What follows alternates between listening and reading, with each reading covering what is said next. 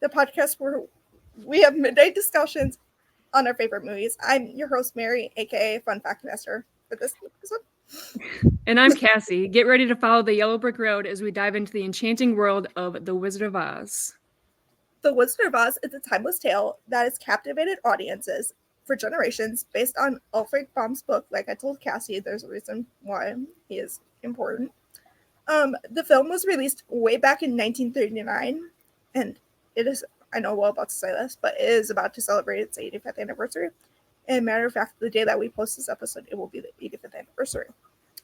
But its magic has endured over the years, 85 years. And the film is directed by Victor Fleming, and this beloved motion picture whisks us away to the fantastical land of Oz, where a young girl named Dorothy, performed brilliantly by the iconic Judy Garland, finds herself in an extraordinary adventure. Alongside Dorothy, we are introduced by one by run of a ragtag group of companions: the Scarecrow, played by Ray Bolger, the Tin Man. So the Tin Man's kind of confusing. I'm just going to say this one right now. The Tin Man was played by, what was his name again? It's not Betty Upson. Betty Upson is heard in the song, We're Off to See the Wizard. But that's my fun facts.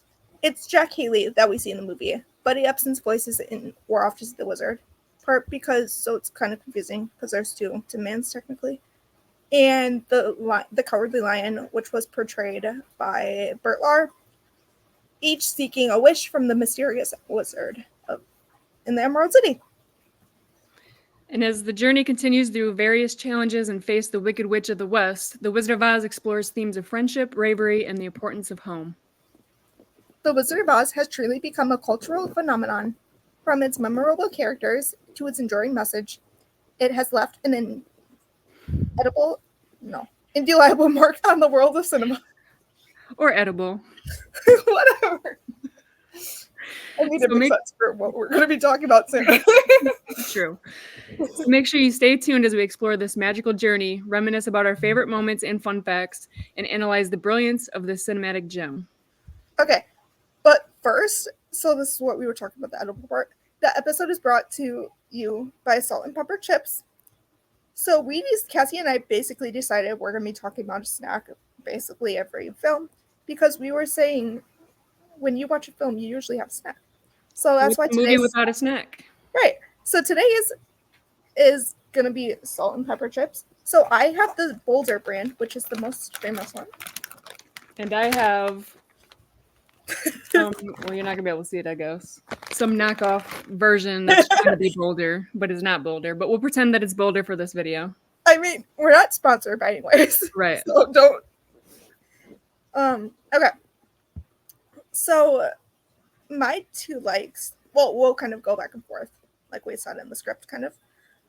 So for nearly 40 years, the story has given faithful service to the young of heart, and this says it in the beginning of the film, for those that do not know. Cassie and I also watched this movie recently, so we know what we're talking about, kind of.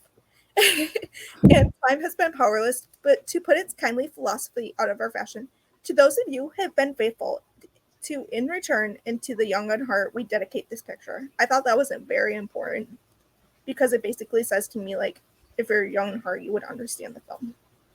I love it too, because it says in nearly 40 years, so that just shows how long ago that message was written. Because now we're approaching 85 years. Was it that message written by Alfred Baum? I thought I saw. Possibly, maybe. We probably should have confirmed that, but whatever. Written by whoever 45 years ago, which is just amazing that it's been double that time plus another 5 years since that message was written. And it just really speaks to the timelessness of the film, that even today we are still watching The Wizard of Oz. And it's still looked at as such an iconic film. Agreed. And we'll be talking about why in a little bit. Right. You have the next part. Yeah, so kind of tying into how old it is, I think me and Mary both agreed that we're not a super fan of black and white old films. And particularly this one is sepia toned. But we respect the historic implications of it, and especially how monumental of a moment it was when Dorothy enters Oz for the first time, and as she opens the door, you see the full Technicolor Oz. Wasn't the first film in Technicolor, but it was one of the first, and it is credited as really being the film that revolutionized it. And I can just imagine as an audience member back in 1939 how it was just seeing that moment for the first time. Like I'm just sure it was Yeah. literally magical. Yeah. I mean, you never know what they thought back then. It's Right. hard to tell. So as Cassie mentioned, it is not the first movie in, how do you say that? Sepia time? Sepia time? Technicolor. Technicolor for short. It was actually, so people say it was, but it was actually, where was it? It was Becky Sharp in 1935, 4 years before The Wizard of Oz was actually made. That's one of the fun facts. Wizard of Oz is credited for revolutionizing it due to the Depression, like Cassie mentioned, preventing it from being a standard. Which I think it was great how they did it, like black and white to history to current. Because imagine, like, what if the kids like watched it in today's world, or older adults, kind of like to go back in time to now. You know what I mean? Yeah, I think the color just makes it even more timeless. Mm-hmm. If it was fully in black and white and you couldn't really see, like the yellow brick road or the ruby slippers, I feel like it would be a completely different film that wouldn't be as timeless as it is with the color. I have a fact about the ruby slippers, but I think I might save it for Wicked because it fits more. All right. Well, Just stay tuned. Yeah. There's a lot of fun facts that Cassie and I know. Well, that I know. Mary. But Cassie and I know a little bit more about Wicked and other stuff that we have coming up. So one thing that I loved is all the special effects that we see. The tornado, Glinda's bubble, everything. It's all even the Wicked Witch melting at the end was just cool. And like we said, like the tornado scene is amazing for the first time that you see it. Cassie and I love how Cassie mentioned this. I think it's in one of your script points, but I'll just say it now. How you thought Dorothy's house was actually sucked up in the tornado. Because when I was little, I actually thought that too. Yeah, so, I think that's common. I think all of us kids just magically her house got sucked up by the tornado, and then somehow at the end she came home and nobody else realized in the house that they were in Oz that whole time. So, and also how it was so cheap back then. I think it was like $3 million back then. Was it? Yeah. And now in today's money, guys, that's $55 million, which is still super cheap. Right, and where was that fact about? Was nowhere.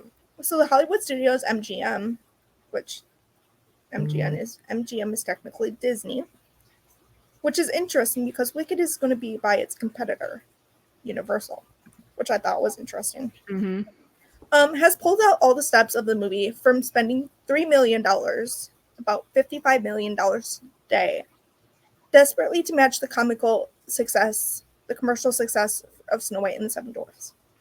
I never knew that was true, but apparently it was. Well, first of all, I never realized that Snow White was older than Wizard of Oz, so that was a fun fact in itself to me. I know, because when I learned that fact, I had to look it up on Disney Plus, and I was like, whoa, it was. Okay. So I said, also Glinda's bubble. Like, how they did that was incredible back then. Yeah. That one I'm still, like, kind of confused on how they did it. I mean, like, I get it, but I don't know. We'll just call it Hollywood magic. Yeah, or that. So the characters and our general opinions of them is the next thing. So I think Dorothy is incredible as, like, a 16-year-old girl. And so, characters. Shirley Temple was supposed to play Dorothy. Which is crazy. Mm-hmm. Imagine that. I know. I think I just learned the reason why. It's because Shirley Temple was tied with Fox, I think, at the time. Mm-hmm. It was a different contract person. And also, it's because Shirley Temple was also working on a different film at the time. I feel like that's another detail that could have like changed the history of the film, just because Shirley Temple was already known, whereas Judy Garland was not as well known as Shirley Temple. So I feel like Judy Garland became Dorothy, whereas Shirley Temple still would have been, you know. Yeah, that's a good point. Yeah. I don't know what it just did. So I think, so one thing we have to know is Toto. He does not get enough love in the film. I have no idea why. How can you not love Toto? So Toto is actually a female. Her name is Terry in real life. Shocker there, it's not Toto. One thing I have to note, and I don't know if you noticed this, Cassie, when we were watching the credits, Toto is listed as Toto in the credits. Did you know? Oh, really? That? Yeah, they don't have like it's Toto and then ... Terry. It's Toto, which I thought was interesting. Yeah, that is interesting. I mean, also one thing, there's a lot of history in this movie that we don't even know today, like who actually clicked the heels in the film, or who voiced the wizard, which we'll be talking about the wizard in a little bit. I think the Tin Man was excellent, and Cassie and I will talk about this. We were mentioning it.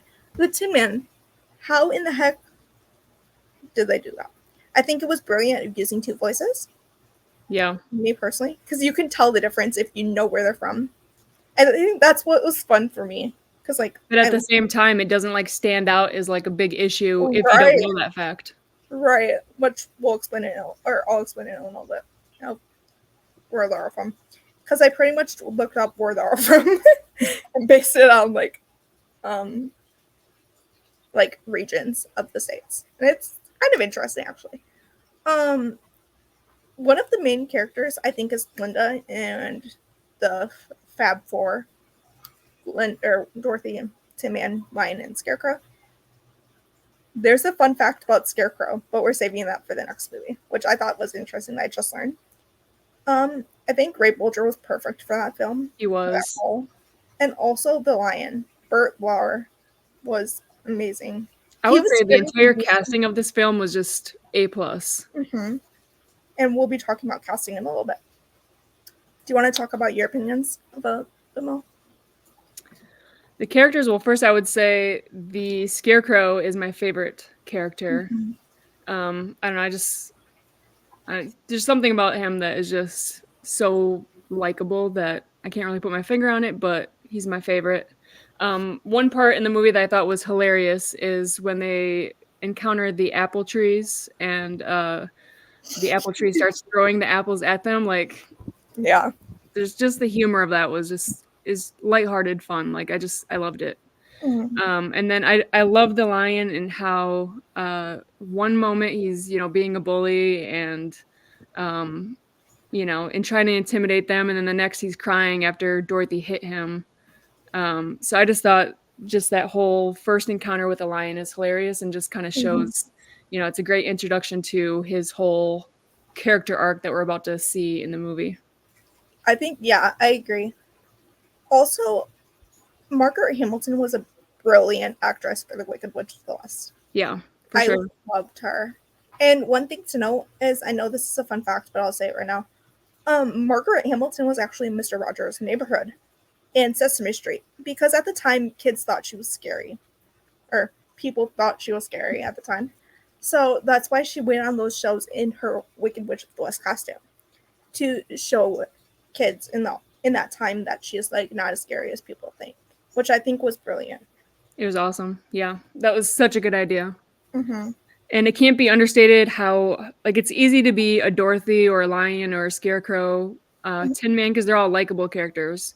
But it's hard to play a villain, mm-hmm. Knowing that you're probably going to scare the kids. You're probably, you know, you're not going to be liked by the audience. Yeah.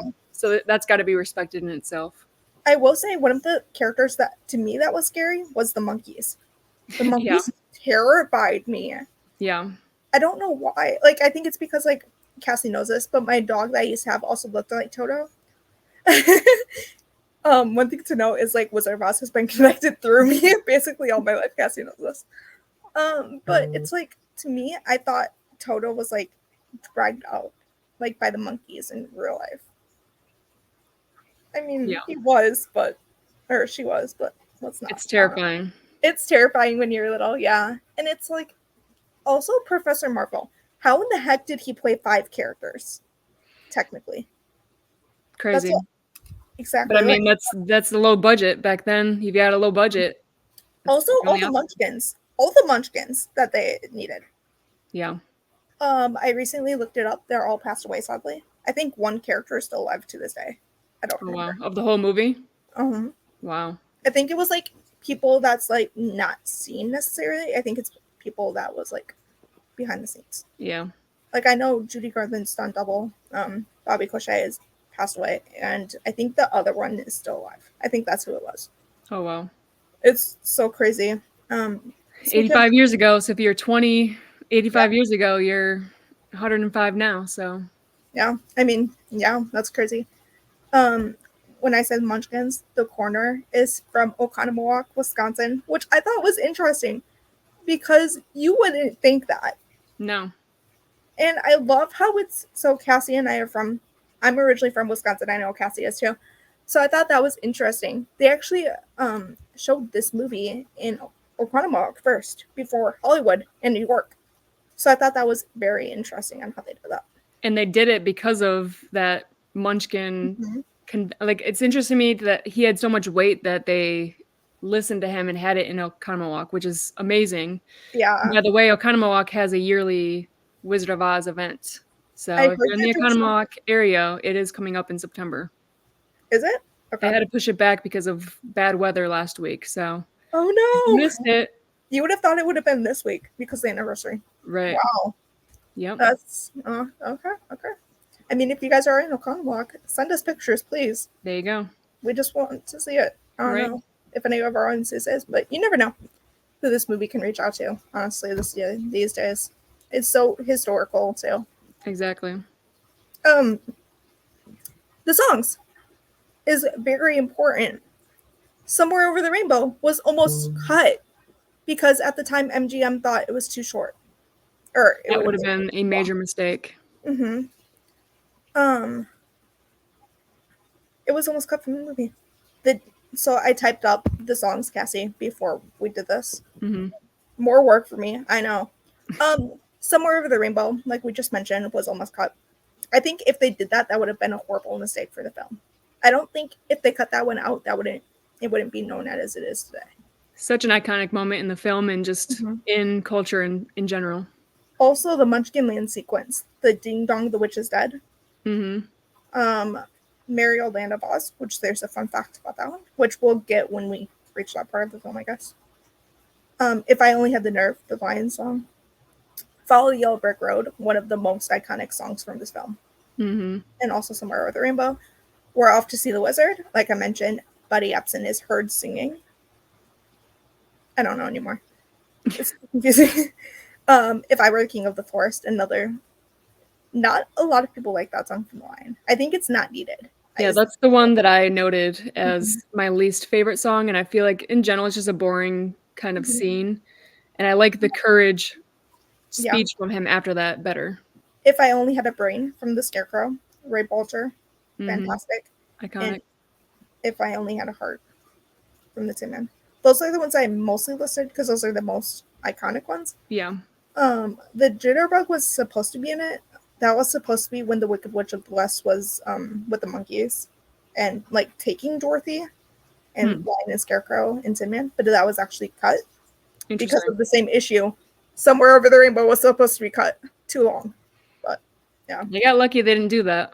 I mean, I think it would have been interesting though to see how they did it, because if you watch the school productions, they actually have the Jitterbug in it. Oh, really? So it's interesting to like see the differences. And it's interesting. Oh yeah. Oreo. Cassie and I both, when we were watching this, we both thought they were singing. I'm not going to do it now. Oreo. Oh.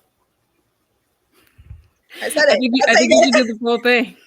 Well, I just didn't want to sing it though because copyright. Oreo. Hey, you're doing it. But it's funny because as Cassie and I were watching the movie, we sent the Oreo gift to each other. And it's funny because a lot of people, like, when you hear it, you would think, like, what we thought. Yeah. But I don't know. I mean, I feel like as I watch it as an adult, now I can clearly hear that it's not Oreo, but I know. when you were a kid, Yeah, you could not tell me any different. It was 100% Oreo, so still to this day, it's right. Oreo to me. It's Oreo to us. Yeah. Um. So, do you want to mention the most iconic phrase in this whole movie? There's no place like home. Hmm. I love how they both did that. Like, Yeah. or how Glinda, Billy Burke said it 3 times. Yep. Click your heels and say it 3 times. I think that's the most iconic point of the movie. Absolutely. Because that's how she transfers back home. Yep. Um, There is no place like home. yeah, it means so much to both of us, I feel like. Yeah.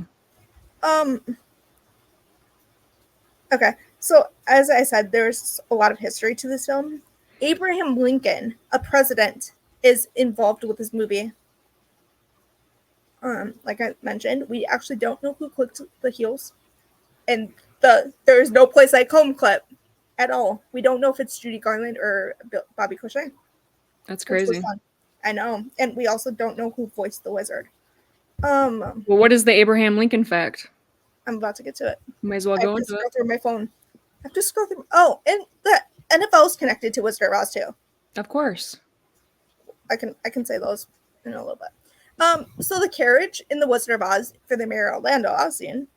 I guess I can talk about the horses too now. No, I mean the horses are side effects. I'll say them now too. Might as well. Might as well. You can go through all the fun facts now. There's a lot of them. Uh-oh. I mean, I could. Oh, I see what you mean. Okay. So Dorothy was supposed to, yeah. So we already mentioned that. It was a critical success and was nominated for 5 Academy Awards, including Best Picture, winning Best Original Song for Somewhere Over the Rainbow, and Original Scene for Stoddard. I think that was supposed to be a song in the movie that wasn't, or something. I saw that, and I'm like, in an Academy Award, Juvenile Award was presented to Judy Garland at the time. We already mentioned the corner. So this is the part that we were talking about with the where they're from. So there's almost a tie from the main actresses between the Midwest, which includes Judy Garland, Margaret Hamilton, Buddy Epson. That's the original Tin Man. When we're off to see the wizard, that's his name. Charlie Grapevine, which is Uncle Henry. Oh yeah. And Bobby Cochet. I don't know why they put it as Billy. Wow. And whereas these people are from the New England states, Bert Lahr, Lion, Billy Burke, Glinda. Jack Haley is the Tin Man, the one that we see in the film, and Ray Bolger, which is Scarecrow. However, the actress that played Aunt Em, also known as Clara Blanderick, is from British Hong Kong, which is in China, which I thought was interesting. That's super interesting. I don't have all the states, but I had them all at one point. So as I mentioned, the NFL, National Football League, is 19 years older than the Wizard of Oz, which you would not think about that. I'm sorry. No, not at all. So between 1937 and 1939, I think, the 1937 divisions used to be the Eastern and Western teams for the NFL, which James mentioned a good point to me. In 1939, yes, big shout out to James. He actually told me this one yesterday. The Green Bay Packers won the championship, which was the Super Bowl back then, in 1939. Interesting. I like that alignment. I know, it's so iconic to today's. That might be the best fact of all. So I think I don't know. So the Eastern Division's teams consisted of the Brooklyn Dodgers, which is not a team in the NFL today. Sounds like a baseball team. New York Giants, which the Packers potentially beat, ironically. Philadelphia Eagles, which is funny. Pittsburgh Pirates and the Washington Commanders. Washington Commanders were named something else, but I put it as Commanders. Was it really the Pittsburgh Pirates? It was. That's interesting. This was all from like Wikipedia. This is all from like Wikipedia back then. But yeah. And then the Western teams consisted of, I love how Wikipedia put it. Okay. So Wikipedia put the Bears first, Chicago Bears first, but I said the boring Chicago Bears. Chicago Cardinals. Chicago had 2 teams back then. Interesting. Cleveland Rams. Okay. Detroit Lions and the Green Bay Packers. One thing to know, the Minnesota Vikings was not a team back then in the NFC North division. They still had what, like another several decades, I think, before they became a team, didn't they? I think so. So that's all the NFL facts I wrote. Because there's really not that much to talk about for NFL back then. Besides, it was a completely different thing back then, I guess. Which, by the way, if people are watching this and don't know us from the Packers, those facts are relevant to us because we're both Packers fans. So. Oh, I don't even have any Packer years behind you. You do. The heck? Yeah, not at all. I mean, kind of. We should have both put our emojis, like the Packer emojis, in the box. Dang it. Yeah, we should have. Whatever. Next time. I mean, yeah. So we can skip this till the end. There's one about Dorothy kissing Scarecrow, the one that I pointed out to you, where Dorothy says, "I think I'll miss you up most of all." But Scarecrow doesn't kiss Dorothy, and you noticed that to me, and I thought that was interesting. Yep.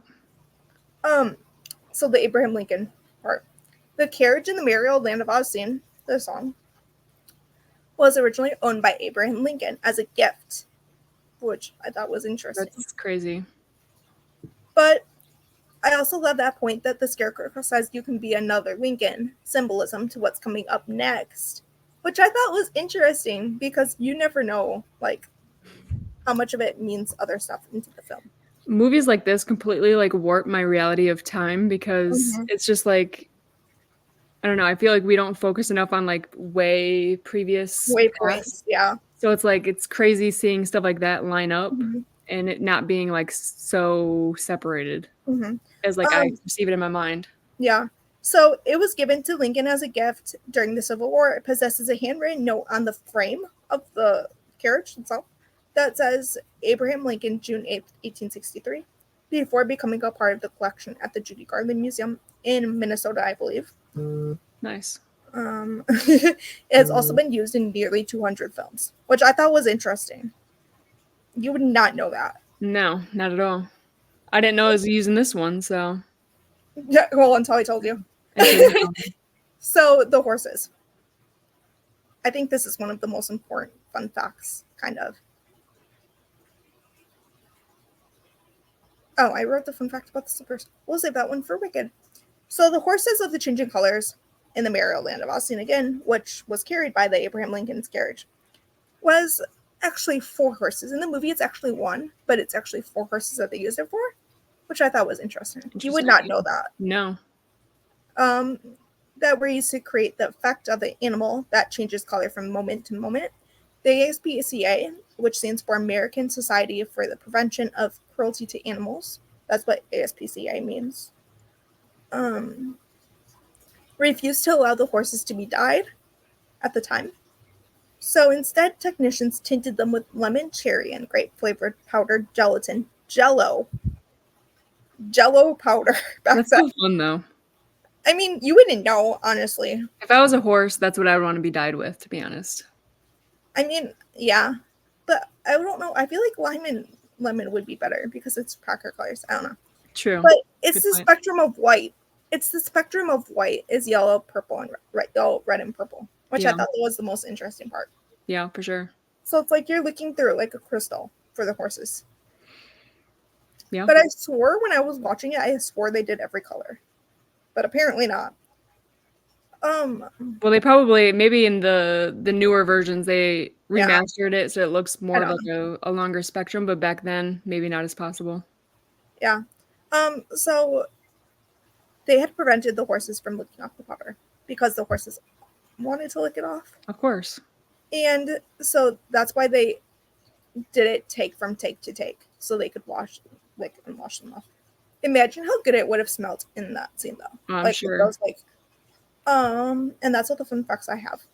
I deleted some, but I don't remember what they were. Yeah, because we had a lot, so. We had like over 15 somehow. Well, The Visions of the Emerald City. You wrote this one down. Oh yeah, I was surprised at how not grandeur the whole Emerald City is. Like it's just literally a big green wall and then just like a green room essentially. So I was surprised it's not like a more, expensive looking palace or something. It's just a lot of green and that's it. Mm-hmm. So that was a surprising thing to me.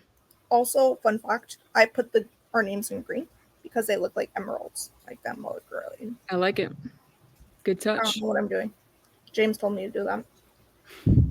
Um, the symbolism and injuries. We already talked about the symbolism in the movie. Yeah. The injuries. There were so many injuries. I don't remember how many exactly, but I know Toto got injured. Margaret Hamilton, the witch, was almost burned. Well, was burned. And Buddy Epson, the Tin Man, was also almost died on the film. Can we just go back to the Tin Man real quick? Because I forgot to mention one of my favorite things about him. I love when they first meet the Tin Man and then he does like the leaning thing. Yes, I the love that. leaning. Yes, I think that was one of the most iconic parts. Yeah. There's Yeah. a lot of iconic parts in the I film. can't believe we forgot to mention that. Like that's one Yeah. of the best parts of the film. Mm-hmm. That was Buddy. No, that was one of them. It's hard to tell, honestly, It is, yeah. unless if you hear their voices. Yeah. Part. And injuries. It's just so sad. Also, Munchkins were paid more than Dorothy at the time, which I thought Odo was. was, right? Yeah, Toto was too. Which is They both were. absolutely insane. Mm-hmm. How is a dog paid more than the lead actress? Yeah, exactly. Do we want to talk about the rating and then go to the productions? Sure. Rating. Yeah. Okay. So I think it would be fun to rate it from rainbows this time because somewhere over the rainbow. How many rainbows? I said 5 is the highest that we could rate Okay. it, and then Alright. like 1 is the worst. And I put laughing emojis and then said crying face. So for me, I put 5 rainbows because of its history. I agree. I don't know if I would give it 5 because I feel like I gotta leave some room for there to be a better film. So I'll go with 4. Oh, good point. I didn't think about that. So a better film. Do you want to talk about the thing that we learned, or when we were researching this film? Oh, I You told talk you. about it. You want me to talk about? Okay. Yeah. So Cassie and I learned they're remaking The Wizard of Oz, which here we'll announce the next movie right now because it kind of ties in with that. So Cassie and I learned that they're going to remake The Wizard of Oz. I don't remember what year it's coming out, but Yeah. I don't think there is a year yet. I don't think so either. But it's tying into The Wiz. Speaking of The Wiz, that's the next movie that Cassie and I are starting. And we decided to do this order because it's going to be Wizard of Oz, The Wiz, and then Wicked in November. Can't Wicked wait. Part 1 is coming out. I cannot wait either. That's the one that we're most excited about. Mm-hmm. I think Wicked Part 1 and Part 2. I'm excited to see like Wicked Part 1. Like I'm kind of interested if we can go into Wicked for a second. We're not going to go deep into it, but I'm interested with the 2 parts. I'm wondering if it's going to the first part be just all Wicked, and then maybe part 2 will tie more into Wizard of Oz. That's what I'm interested about. I can kind of answer this from what I know because I've been watching Ozvlog about this. So what she says is so the Broadway musical. So part 1 is part 1 of the movie. And then it's part 2 for part 2 of the movie. Interesting. But it's going to be interesting like what you said because in the trailer we seen the Fab Four. Yeah. But I think the trailer was for both parts is the most confusing part because we haven't seen any more of the Fab Four. Right. In part 1's trailer. Right. That's what makes me think it's in part. Just a little glimpse of it at the end, maybe. Yeah, like little bits and pieces here and there. Yeah. I don't know. I think I'm excited to hear Defying Gravity in the new Wicked movie. So excited. It's gonna be so interesting what they do with it. Speaking of casting, we're going back to Wizard of Oz. So as we mentioned, they're gonna remake the movie. We were discussing on who we want to play like if we could cast the perfect cast, who would we want to play them all? And what are we basing these on? What do we think? I said the We face. said the faces. You got to Yeah, have the right face. the faces You are also got to have acting ability and singing ability. or their voices like alone. Yep. Like, because I think I nailed Glinda and Elphaba. I haven't told you these yet. Do you want to start off with Dorothy, the most iconic?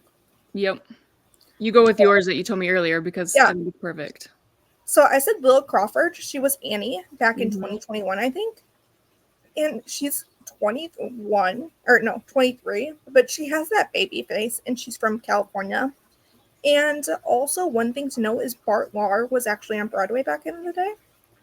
So if they go back to the Broadway standpoint, that would be amazing. Yeah.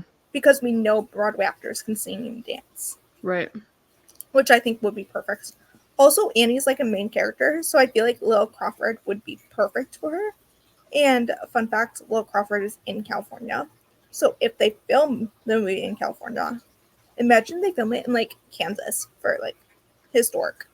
Or like Wisconsin or something. That would be awesome. I don't think they would film it in Wisconsin though. Because you would have to figure out the cold and stuff. I don't know the cornfields though. Right, we have enough cornfields and farms and stuff that they could pay homage to the original.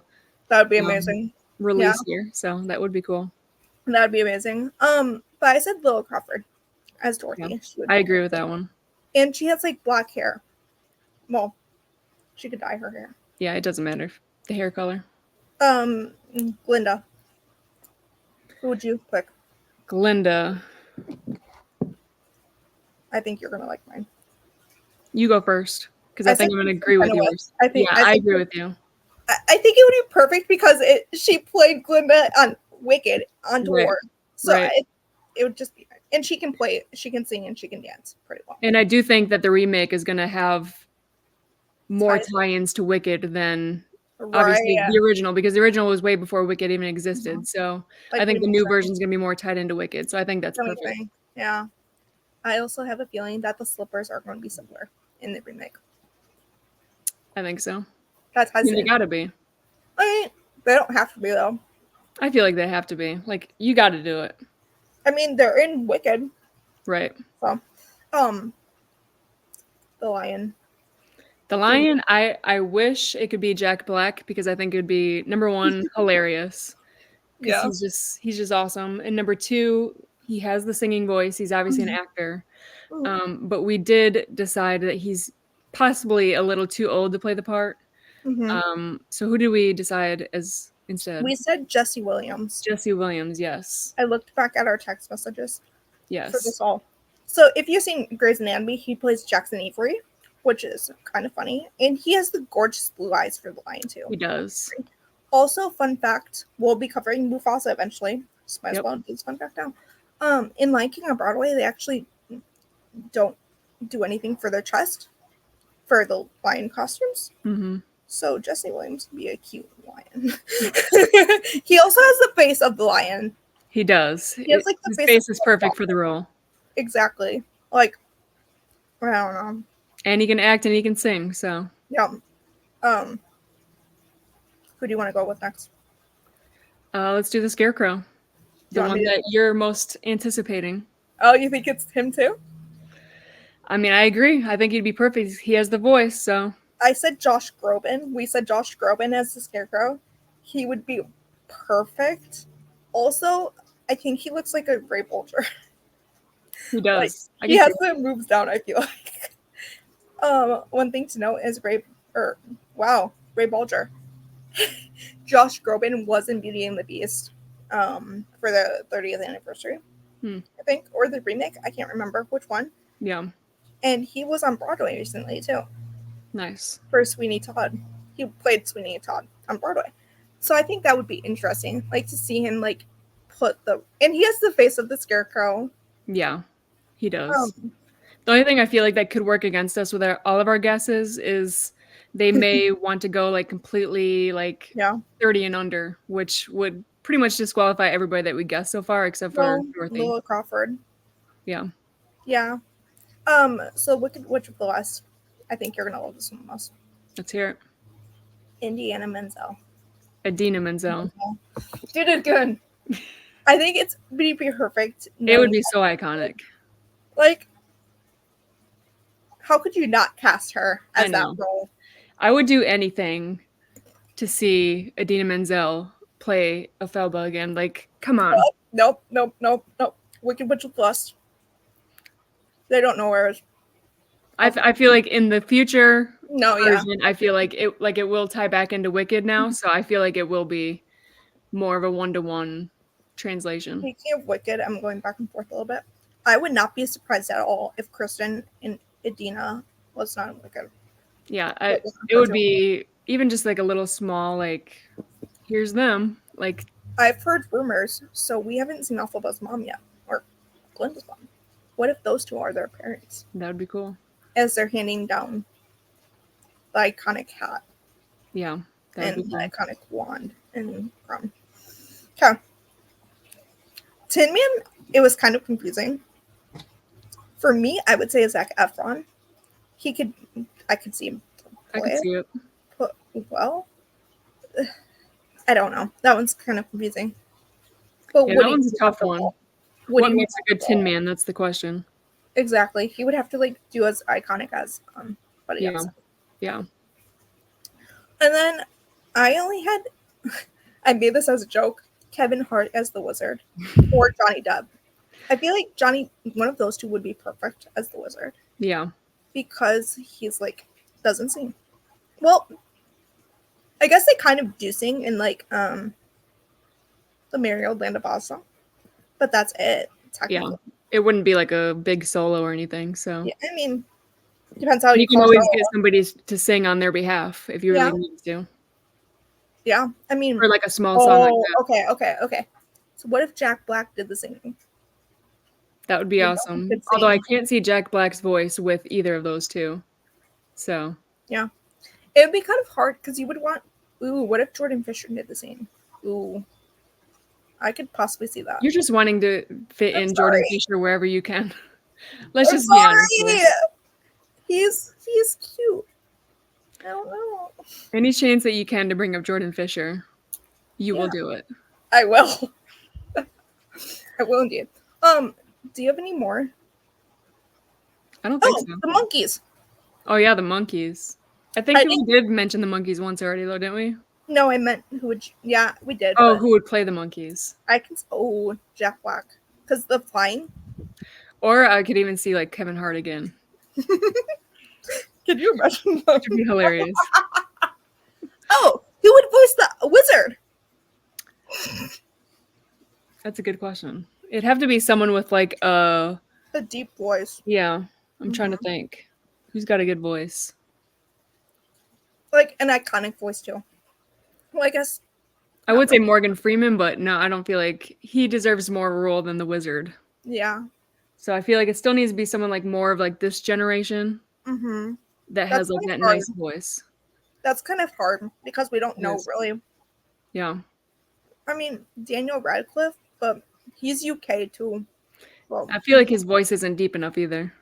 I mean, you can use AI though too. True. And it is kind of like with the wizard, he is like speaking into like a machine to make himself sound more intimidating and stuff. Yeah. So that could be it. And that could be perfect. And then he's out of the curtain and he's not this big, deep voiced, intimidating man. I mean, you mentioned the curtain, how Toto ripped it open. Yeah. Like, ignore the man behind the curtain. Yeah, and then Toto Terry wiped it away. That was hilarious. We already mentioned we're going to be doing Wiz next. Do you have anything else to say? I don't think so. We got The Wiz coming up, and then we got Wicked after that. I think should we announce the December show? I think so. Why not? We decided. So Mufasa's coming out in December, late December, but that's around Christmas. So we decided to push off Mufasa for January to have you guys let it soak in a month if you want. So we just a couple weeks. I mean, yeah. The Grinch. We were thinking like a classic Christmas movie. Mary's and I, both of our favorite Christmas movies, so. Is The Grinch. And to be specific, the one with Jim Carrey, not the animated. I thought I didn't have to say that, so I didn't. For the audience, just making sure that they know that it's the Jim Carrey version. Oh, how's your salt and pepper chips? Oh yeah, I haven't tried them yet. I've been eating them. Here. Right. Here's how they look. Kind of looks like a heart.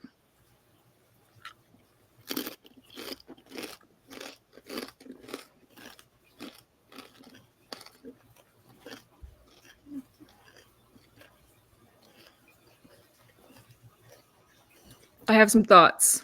Are they good? Or no? They're decent. They're not Boulder chips. Okay.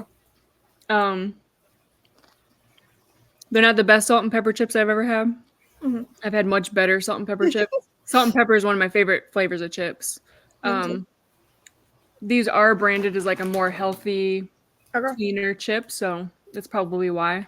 But yeah, I would give them salt and pepper in general. I'd give like a 9 out of 10. Okay. These specific brand, I would give like a 4.5 out of 10. That's not. Oh wow. Okay. Yeah, there's a drop off. Oh, is it because it's not Boulder? Probably. I should have got like they didn't have Boulder, but I should have gotten like one of the other name brands. Like Kettle. I think they had the Kettle brand chips. Yeah. So I have the Boulder Canyon cut ones and the avocado oil. Those ones are good. These are the best. Mm-hmm. It's like for the salt and pepper taste, it's like perfect. I think it's a little bit more salty than peppery, but it's still perfect. You don't want it too peppery because otherwise it like it's burns. Just spicy. Yeah. Right. But I have to say like a 7 out of 10 for Boulder chips. I love them. Don't get me wrong. But it's not your favorite. No, it's all air. Yeah. I mean, that's any chip. No, I feel like our Boulder chips have been getting less and less though than any other chips. Greedy corporations. I just have to complain about that. You gotta send them an email. No. Send them an email and tell them to sponsor this video. Ooh. All future podcasts. Ooh. We can easily do that though. Yeah. Didn't we talk about doing that? Mm-hmm. Okay.